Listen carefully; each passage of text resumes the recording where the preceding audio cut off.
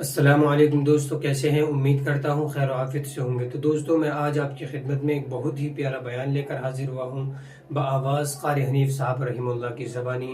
تو آئیے سنتے ہیں اور استفادہ حاصل کرتے ہیں۔ فاروق اعظم کی شکل دیکھ کر بیت المقدس کی چابیاں حوالے کی تھی۔ جب لوگوں نے فاروق اعظم کو گالیاں دینی شروع کی، اللہ پاک نے تم سے قبلہ اول چھین لیا۔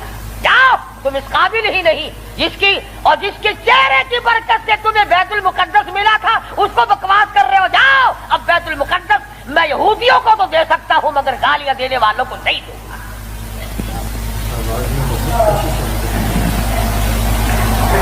بڑی عظمت کے مالک ہیں سیدنا فاروق اعظم رضی اللہ عنہ، جنہوں نے اپنے دور خلافت میں وہ عدل کیا۔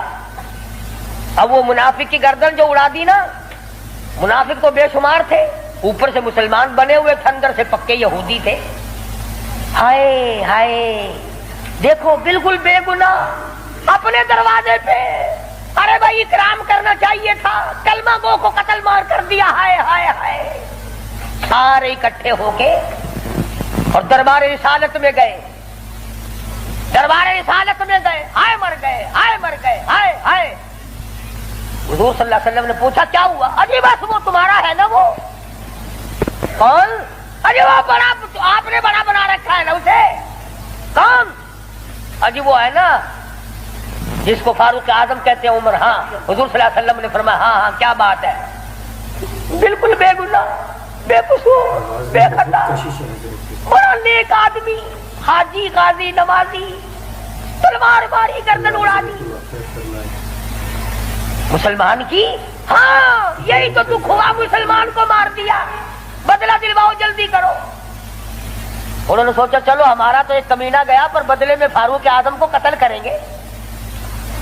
امام الانبیاء، محبوب کبریا، حضرت محمد مصطفیٰ صلی اللہ تعالی علیہ وسلم نے فاروق اعظم کو بلا بھیجا، بلا کے فرمایا اے فاروق، یہ کیا بات کہہ رہے ہیں؟ کہتے ایک مسلمان کو آپ نے قتل کر دیا بغیر کسی وجہ کے۔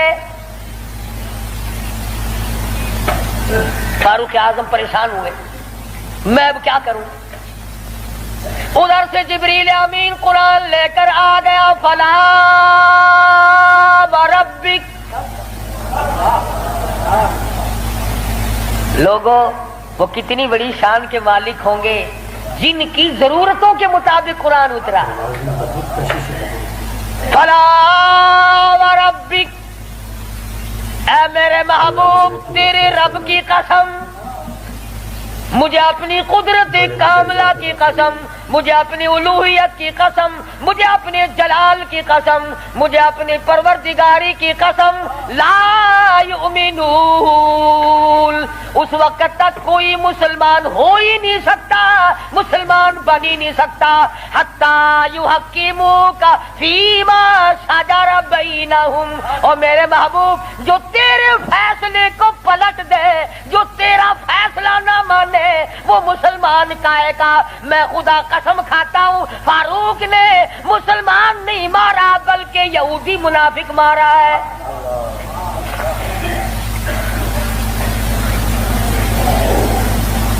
جب قرآن کریم آ گیا، بڑے بھاگے وہاں سے کپڑے جھاڑتے ہوئے کہنے لگے توبہ توبہ، اس کی تو آسمانوں تک بات جاتی ہے، آسمانوں تک۔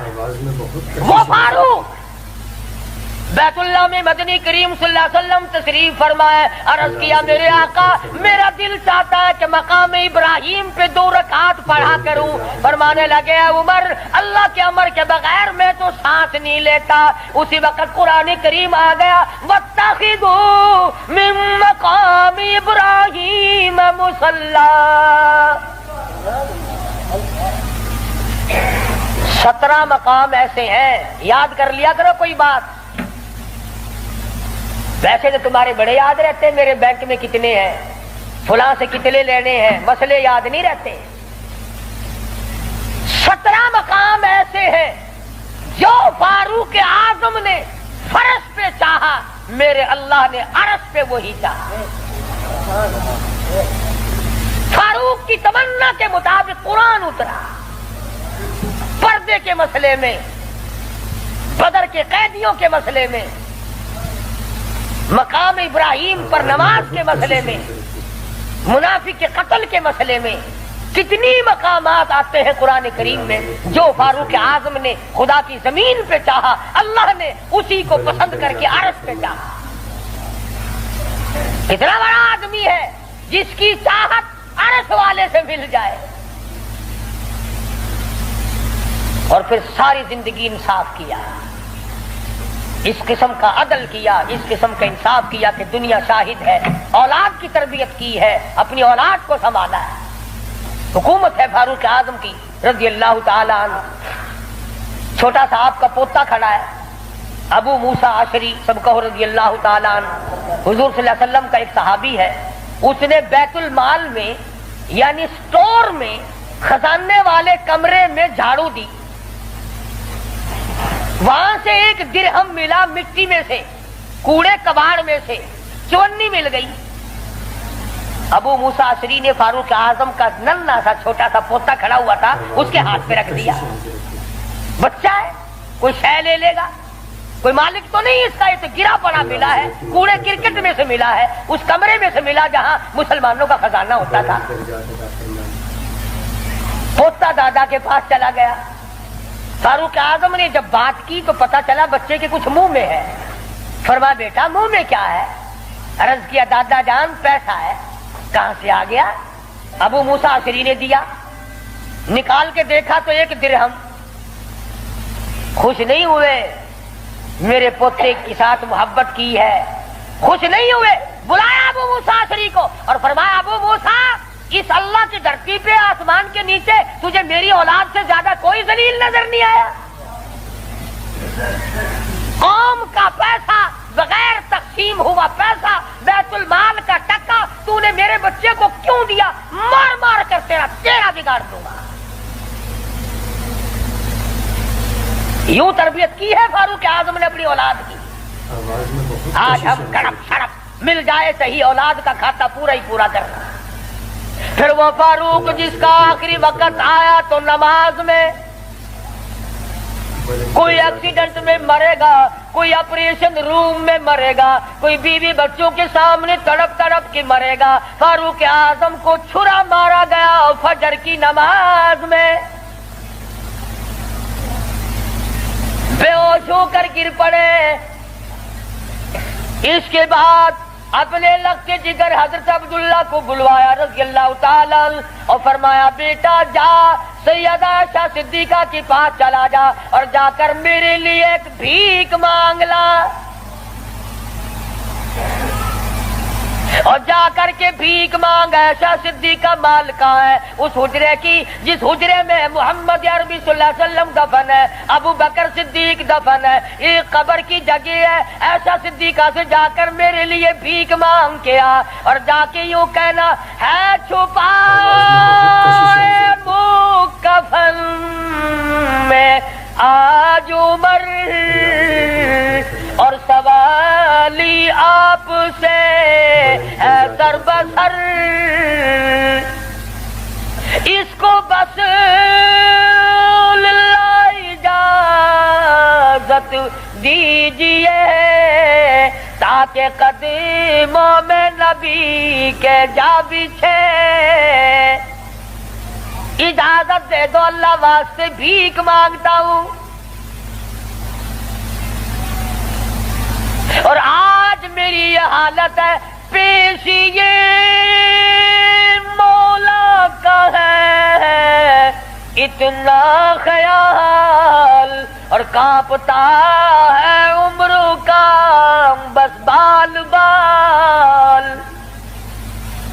رو رہے ہیں فاروق اعظم، فرماتے ہیں دیکھیے آج جانا اس کی حضور کیسے آوے پیش وہ رب غفور. نہ معلوم کیا بنے گی. حضرت عبداللہ بن عمر رضی اللہ تعالیٰ اما عائشہ صدیقہ رضی اللہ تعالیٰ عنہ کی خدمت میں گئے، قبر کی جگہ مانگی. ابا جان نے بھیک مانگ رہے ہیں. فرمانے لگی میں نے اپنے لیے رکھی تھی، مجھے اس کے بدلے میں قیامت تو آ سکتی ہے مگر ایسی جگہ نہ ملے گی۔ واہ ایسا صدیقہ، تم نے اچھا صدقہ کیا، تاریخ کو شرمندہ کر دیا۔ ارے 4 پیسے اللہ نہ ان پہ دو گے تمہیں امید ہے اور مل جائیں گے، کپڑا دو گے تمہیں امید ہے اور مل جائے گا، کھانا دو گے تمہیں امید ہے اور مل جائے گا، مکان دکان دو گے تمہیں اور مل جائیں گے، لیکن ایسا صدیقہ جانتی ہے نہ اور نبی آئے نہ ایسا حجرہ بنے۔ بہت کشش ہے حضرت، یہ تو جنت کا ٹکڑا ہے۔